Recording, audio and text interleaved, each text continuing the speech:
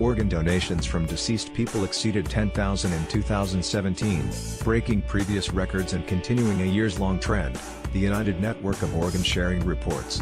Donations increased by 3.1% over 2016's numbers, helping to make the 34,768 life-saving transplants that occurred last year possible. However, shortages continue to plague the transplant community, with deficits far outpacing donations for the last 25 years. Incremental improvements seen in the last several years are due in part to changes in standards giving recipients the option to consent to higher-risk organs, including those from people who died of opioid overdoses. +2 mguide.d. equals I8F6 Deb 34 CDA 9 BC8 SRC equals http://.dailymail.co.uk/i/pix/2018/01/10/21/47 Fay 584000057852560119 Image A7_151561A392581.jpg height equals 423 width equals 634 alt equals organ donations were up 3.1% in 2017, an increase fueled in part by the opioid epidemic. Class equals blocks border. Img share, greater than transplants have been performed in the U.S. since 1954, when a donor kidney was placed in an American man for the first time. Advertising read invented by Tietze. In spite of years of practice, the procedure remains tricky and time-sensitive. In order for a person's organ to be viable after death, oxygen-rich blood has to continue to flow to that part of their body, but only about 3 in every 1,000 people in the U.S. die in a way that makes this possible, according to the U.S. Department of Health and Human Services.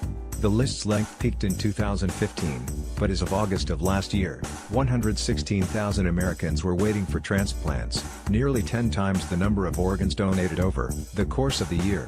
As a result, each day, 20 people on transplant lists die before an organ becomes available. Americans tend to be in favor of organ donation as a matter of policy, but only about half of the population is registered to give their own after death. In response, there has been a push in recent years to investigate just where, exactly, the bar is to make an organ viable, and even when death occurs.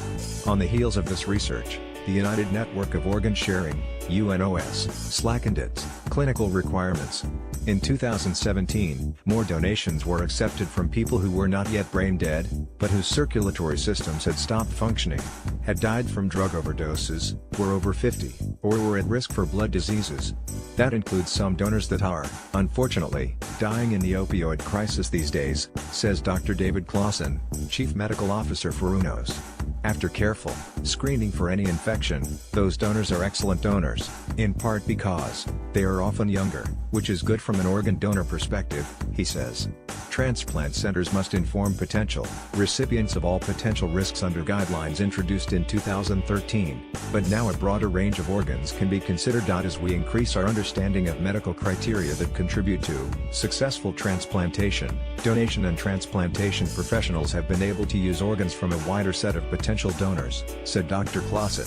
Trump declares opioid crisis national public health emergency loaded, 0% progress, 0% 0:00 previous play skip live immute 00:00 current time 0:00 duration time 1:28 full screen need text video quality 576p 540p 360p 270p foreground, white black red green blue yellow magenta cyan, opaque semi-opaque background, white black red green blue yellow magenta cyan, opaque semi-transparent transparent window, white black red green blue yellow magenta cyan, opaque semi-transparent transparent font size 50% 75% 100% 125% 150% 175% 200% 300% 400% text edge style none raised depressed uniform drop shadow font family default monospace serif proportional serif monospace sans serif proportional sans serif casual script small caps default stun minimize expand close +2 and guide.d. equals I68b 1611 E34b17 A8 SRC equals http://.dailymail.co.uk/i/pix/2018/01/10/20/47 Fay 16 C000057852566019 Image M6_151561694849.jpg height equals 575 width equals 634 alt equals org organ shortages have decreased slightly since the peak in 2015,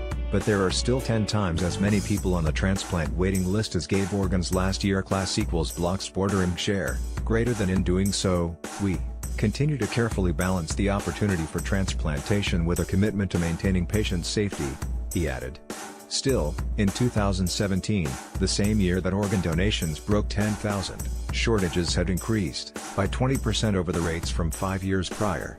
Currently, organ donors have to opt in when they get their driver's licenses. A 2012 Stanford University study found that most Americans saw organ donation as extremely charitable, likening the act more closely to giving 50% of an inheritance to charity than 5%.